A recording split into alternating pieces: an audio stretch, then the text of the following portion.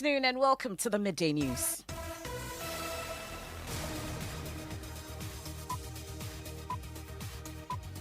The news is live from our studios here at Kokomlemle. It's on Joy 99.7 FM here in Accra and Kumasi. We're live on Love 99.5 FM and over 30 affiliates across Ghana's 16 regions, including Swiss FM in Ho, Might FM in Tamale, Gaskia FM in Techiman, Jata FM in Karaga. For our global audience, please download the My Joy Online app from Play Store and App Store to listen live. In this edition, head teacher of St. Charles Luanga RC Junior High School in the northern region charged with manslaughter after 9 pupils he had sent to work on his farm died after a boat they were traveling in capsized.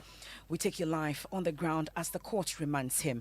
Residents of Volta regional communities badly hit by tidal waves say at least 5 lives have been lost. Authorities remain unaware of some of the deaths as they announce fresh measures to help those rendered homeless.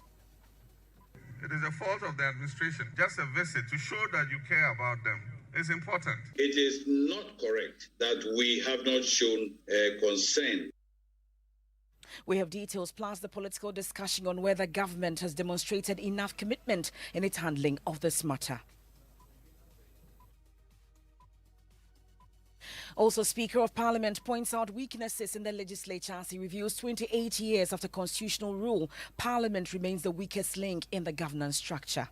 So they elect you as a speaker and you enter into an open, empty office. No handing over notes, no staff. And that is how you start. The Speaker says MPs are not above the law but insists the constitutional provision must be followed in the arrest and prosecution of MPs. In this particular instance of the Member of Parliament from Medina, I can put my neck for it. That you have no such power. After he's gone through all the processes with you, and you gave the date, then he's addressing them at the end of the day. Then you send a different contingent to go to arrest him. Also in this package, former UN Special Representative Ibn Chambers campaigns for review of ECOWAS protocols following series of coups in the sub-region. We have sports.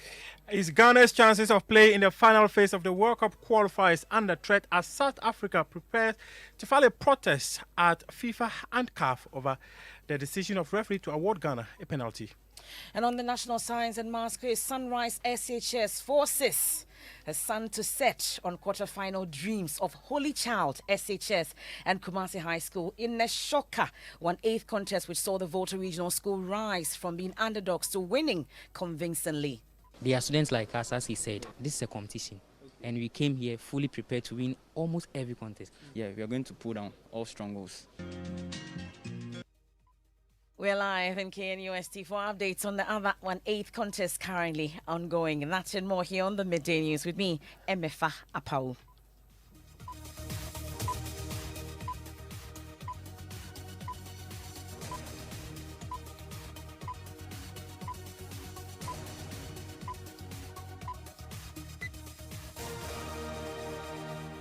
Thanks for choosing us. We are your home of independent, fearless and credible journalism. I'll take you to the northern region shortly on the latest on the St. Charles Luanga RC Junior High School, where some 9 pupils had been sent to work on the farm of the head teacher. They died after the boat capsized that they were traveling in. The court has made a decision on that. We'll take you live to our correspondent Martina Bugri with details on that shortly. But first, let me take you to the Volta region, because some residents of Fuvuma in the Volta region say a 50-year-old man, Akbalogo Amavonyagbo, lost his life during last week's tidal waves. 4 others are also said to have died in separate storm surges that rendered many people homeless. They made these revelations during a visit by managers of Volta Tidal Wave Relief Fund, who say they intend to rebuild some social amenities that were destroyed. Maxwell Agbagba was with the team. Here's his report.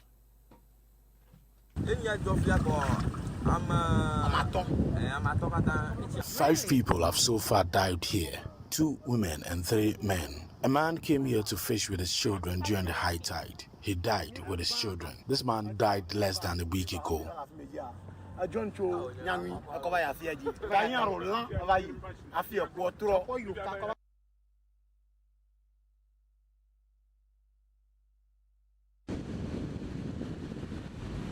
Scores of Fuveme residents gathered under coconut trees, waiting for the distribution of relief items brought to them by the Volta Tidal Wave Relief Fund and the National Disaster Management Organization. Here, I've met brother of the 50-year-old deceased. They are going to the fishing. There were 5 in a boat, and the 4 left earlier.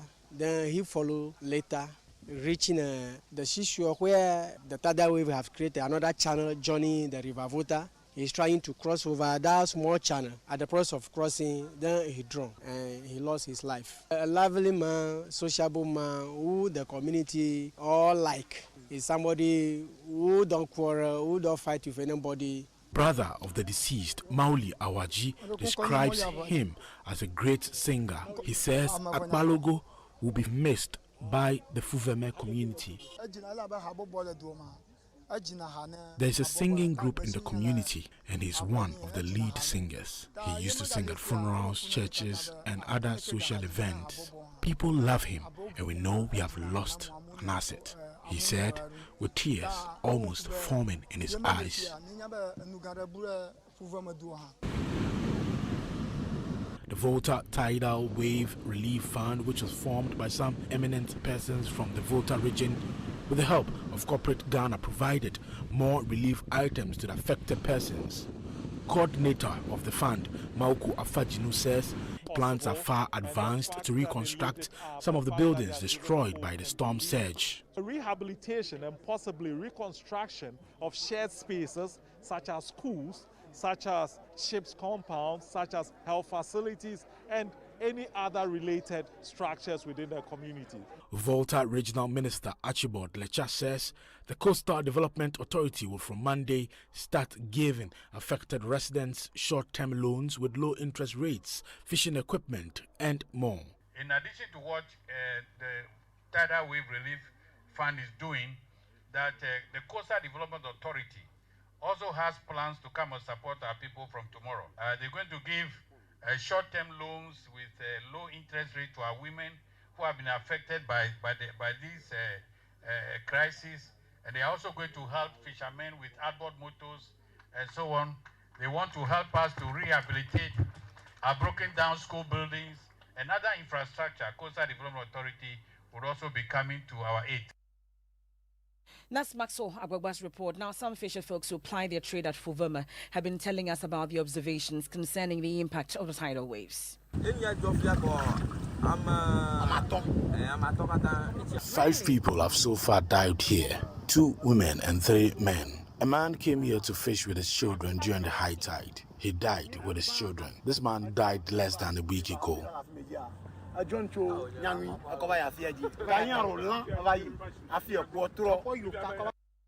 So that's a fisher folk there interacting with my colleague Maxwell Agbagba on some reported death. We're yet to get an official confirmation of that. But my colleague Maxwell Agbagba is on this beat for us. He joins us on the line. Maxwell, so what have our sources been saying about these deaths that the fisher folk told you about? Yes, Emefa, our sources, the National Disaster Management Organization, confirmed that when they went from the community, specifically extra, some of the residents reported to them that 3 people died during a minor surge in the community earlier. Unfortunately, Maxwell, we are unable to hear you. The line there is not clear.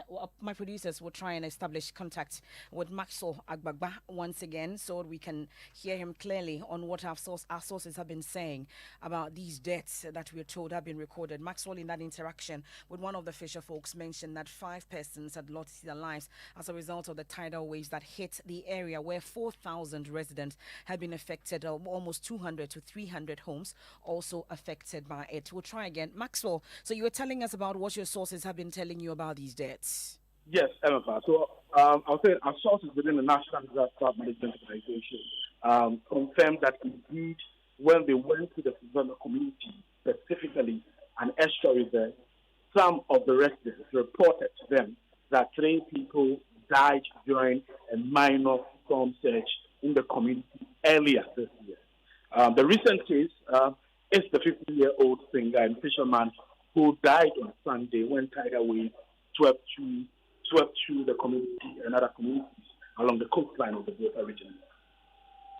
Well, that's my colleague Maxwell Agbagba there, bringing us details of that. Well, the Volta Regional Minister, Dr. Archibald Letcher, has also been rejecting suggestions by the NDC that government has not shown enough concern to the plight of the people of Keta devastated by the tidal wave. Former President John Mahama over the weekend led the NDC to donate relief items to the people, where he accused the Akufo-Addo administration of failing to properly and adequately respond to the situation. There's more in this News Desk report. It's been a week since the dawn visitor wreaked havoc in Keta, Ketu, and several other communities along the coast of the Volta region. The residents say the impact was heavy. I've lived in this community my entire life, almost getting to 40 years now. We've been having bits of tidal waves, but this one is very different and it's very serious. And our people are very, very affected. NADMO moved in to provide some relief, but the people say that was not enough. No. Hopefully inadequate, but half a loaf is said to be better than none. And we need more food, especially in shelter where we can get tents. The government came under heavy backlash for failing to show empathy and heed their cry. I was expecting that at least the president, together with the Minister for Works and Housing, would have at least just spent 30 minutes in that area. Your presence alone shows that you're going to be a bit more proactive. But whilst the people desperately looked up for help, the issue took a political twist, nearly causing a fight between members of parliament.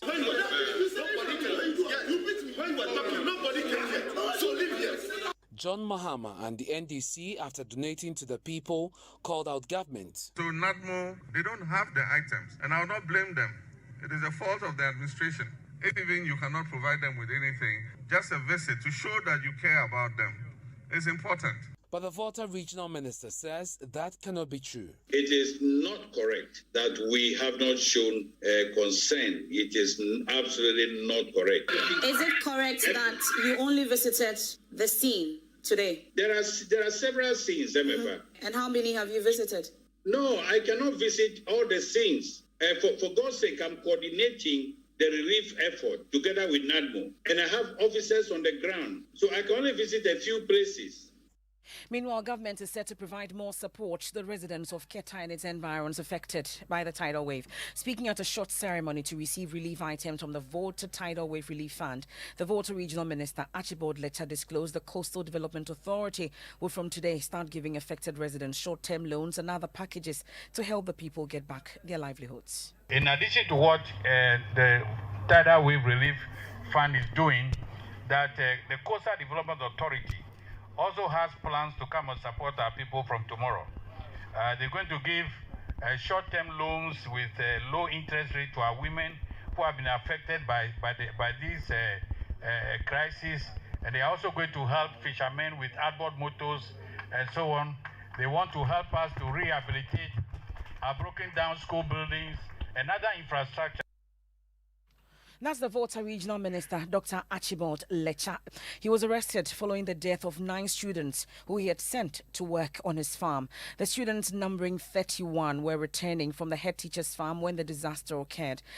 The students to join you, Saboba District Police Commander ASP Shine Zoeko said a search party was able to rescue 21 survivors and recovered the 7 deceased who got drowned. Court today. The prosecutor said that he had sent 31 children to the farm.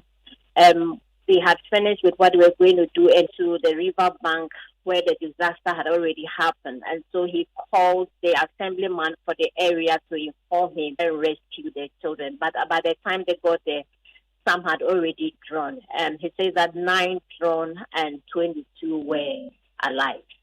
And the court has since remanded him? Yes, this morning, the lawyer for the accused said he did not support the charge of manslaughter levied against his client. He admitted to the police it was not fair that they granted him bail whilst investigations continue. State prosecutors disagreed with state lawyers disagreed with the argument and said that investigations were ongoing and so they needed time to do that. The judge agreed that the man be remanded in prison custody to reappear on the 29th of November. Has he said anything since this incident? No, he hasn't said. When he came into court this morning, he looked very calm, an unassuming posture. His head into space while the charges were being read.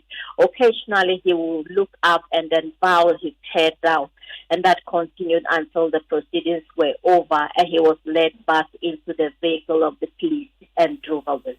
Let's talk about the other survivors, because we Form 1 and Form 2, and so they are not part of the examination that is going on as we speak. But the school generally told the students are doing fine after they've been given some pep talk on how to move on, encouraging them, especially those who are writing the exams today, to use this as a motivation to give in their best. So earlier this morning, the district education director also met with the students before the examination to encourage them. But what would you say was the general mood, though, on campus? We know these students, those who survived, are not part of the BC, though, but the other colleagues, I'm sure they know, are supposed to be writing the exams. What have they been telling you? It's a mood of sadness. You know, these are students who had friends amongst them, a group discussing what had happened. And the general atmosphere is a sad one in the state.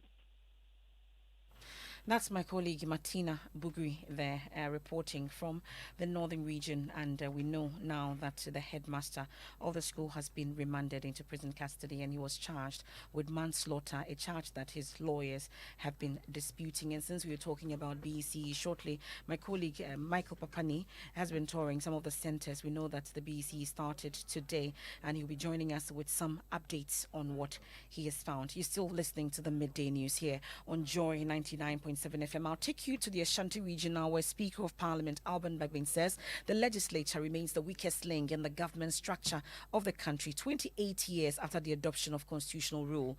According to him, Parliament has only existed to strengthen the executive arm of government at the detriment of the legislature. Addressing a speaker breakfast meeting at the Ashanti regional capital, Kumasi, the speaker said he inherited no staff and handing over notes when he assumed office in January this year as the elected speaker. He described the situation as unacceptable, warning it will undermine the independence of the legislature if the trend is not changed. In fact, when I took over as a speaker, in spite of my 20 years in the leadership of Parliament, I did not get the real picture of the weakness of our Parliament until I became speaker. There's so much void that for all these 28 years, the focus of Parliament itself was always working to strengthen the executive arm and not Parliament itself. And we passed so many laws that we even forgot to include Parliament in those laws, including the Public Procurement Act. Go and look at the terms, the offices that are used in that act, whether Parliament is factored into it. And whilst we're even talking about Presidential Transition Act, we didn't talk about parliamentary transition. So they elect you as a speaker and you enter into an open, empty office. The speaker also adds that MPs are not above the law, but insists the constitutional provision must be followed in the arrest and prosecution of these MPs. A number of these things have come to my desk. We have processed them well. And you are all aware a number of MPs are before courts being prosecuted. And so there's nobody saying that the member of Parliament is above the law or Parliament is above the law. No. But in this particular instance of the member of Parliament from Medina, I can put my neck for it. That you have no such power. After he's gone through all the processes with you, and you gave the date, and you send your men to go down with them in the procession, then he's addressing them at the end of the day. Then you send a different contingent to go to arrest him whilst he's talking to his constituents.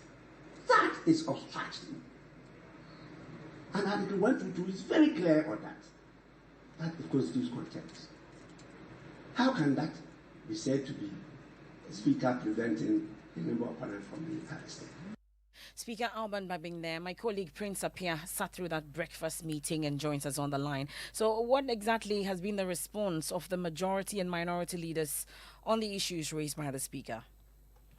So, Emefa, both the majority leader, Mosechi Mensah-Bonsu, and the minority leader, Haruna Idrisu, are all saying that it's very important that the parliamentary proceedings and their legislations are strengthened and that their oversight responsibilities need a little more deepening to ensure that most of these issues raised will be addressed. We can listen to Haruna Idrisu.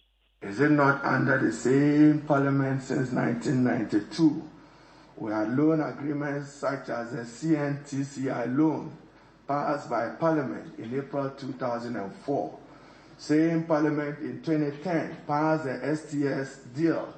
Same Parliament recently passed the Sino-Hydro loan agreement of over $2 billion US, the first tranche of $646 million US, and even as we speak, disbursement of the Sino-Hydro loan promises to be a failure. Where is diligence and where is oversight when we cannot assure the people of Ghana that we are demanding what is better and what is good for the people of Ghana? But the challenges, the hybrid nature of our constitution, the fusion of the executive with members of parliament, recently, even as I speak, while there is a tidal wave in some parts of the Volta region in Keta, you see members of parliament busy wanting to blame citizens for those natural events when they should be seen empathizing with those people. Minority Leader Haruna Idrisu there speaking at the Speaker's breakfast meeting in Kumasi. We'll take a quick break here on the Midday News. Our top stories: head teacher of St. Charles Luanga RC Junior High School in the Northern Region charged with manslaughter after 9 pupils he had sent to work on his farm died after a boat they were traveling in capsized. He has since been remanded into prison custody. And when we return from the break, we have sports all about the SAFA and their protests on yesterday's game against the Bafana. And then the National Science and Maths Quiz Sunrise SHS forces the Sun to set on quarterfinal dreams of Holy Child SHS. There are students like us, as he said, this is a competition. And we came here fully prepared to win almost every contest. Yeah, we are going to pull down all strongholds.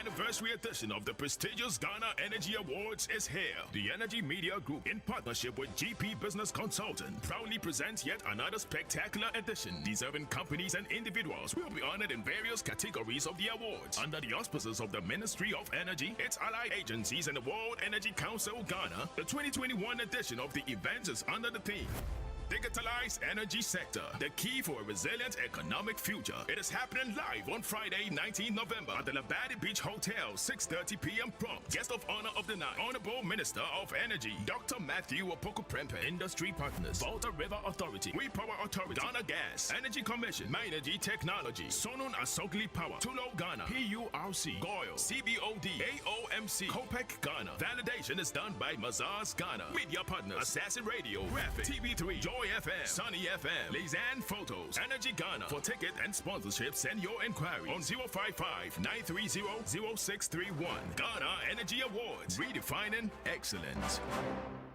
It's Hollandia yogurt, a nourishing snack. Check. Vitality. Check. Taste. Check. Vitamins, calcium. Check. It's Hollandia yogurt. It's Hollandia yogurt. Hollandia yogurt. Enjoy a nourishing boost of vitality with Hollandia yogurt. Available in strawberry and plain sweetened, fortified with vitamins A, B2, B12, and a source of calcium. Grab a pack of nourishment and level up. This advert is FDA approved. On November 25th, 2021, leading government officials, C-level representatives, free zone experts, investment and promotion agencies, and delegates from 50 African countries will meet at the AFCFTA Secretariat in Accra for the 6th Annual African Economic Zone Organization (IZO) meeting. The annual meeting is being organized by IZO and the Ghana Free Zones Authority under the theme Connecting African Special Economic Zones (SEZS) to Global Value Chains (GVC). AVCS in the era of the African Free Trade Area, AFCFTA. The event will be hosted at the African Continental Free Trade Secretariat in a hybrid format, rigorously respecting the health measures and the live virtual retransmission. The meeting will chart a path for maximizing free zone activities within the Africa Free Trade Area. Among those who will speak are Mrs. Angela Paulini Ellard, Deputy Director General of the World Trade Organization, Dr. Lee Yong, Director General of UNIDO, His Excellency Mr. Wamkele Mene, Secretary General of the AFCFTA Secretariat, Honorable Alan Kojo Trematin, Minister for Trade and Industry, His Excellency Ambassador Michael Aaron Okwe Jr., Chief Executive Officer of the Ghana Free Zones Authority, Dr. Akinwumi Adesina, President of the AFDB, and His Excellency Albert Muchanga, Commissioner for Trade and Industry of the African Union Commission, AUC. Institutional partners for the ISO 6th annual meeting include the African Development Bank Group, the United Nations Industrial Development Organization, Tangamed Agency, and the Oxford Business Group. Media partner is Joy Business.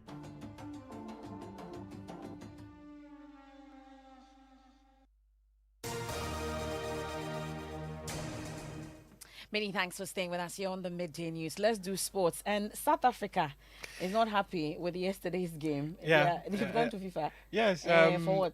They are actually yet to file an official complaint to FIFA, but they've indicated to the match commissioner that they will file an official complaint to FIFA and CAF. And where we picked up, they claim some officials of the Ghana Football Association knew that there was going to be a penalty. We've been privy to exchanges of WhatsApp messages between a technical team member of the Black Stars and someone they say he's a friend of the technical team member. So that's what had come to our attention. It came to our attention last night. We've gone through the exchanges, but there's nothing to be worried about. There's no proof. Well, the person was just asking. How would asking. anyone know there the would be a question penalty? he actually asked was he wanted a video of how the South Africa goalkeeper reacts to penalties. Okay. That was the question he asked. And he asked this according to the exchanges 3 clear days before that. And you are not permitted to ask such questions before a game. No.